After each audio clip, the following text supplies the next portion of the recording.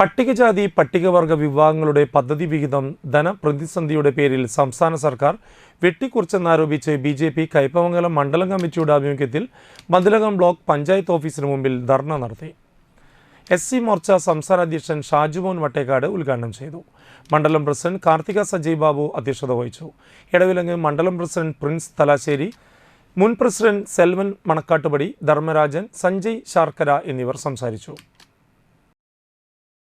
കഴിഞ്ഞ 8 വർഷക്കാലമായി ഭരിക്കുന്ന പിണറായി വിജയന്റെ സർക്കാർ, ആ സർക്കാരിനെതിരെ ഉയർന്ന അഴിമതി ആരോപണങ്ങൾ മാത്രമാണ്, അഴിമതി മാത്രമാണ് ഭരണ നേട്ടമെന്ന കാര്യത്തിൽ യാതൊരു സംശയവുമില്ല.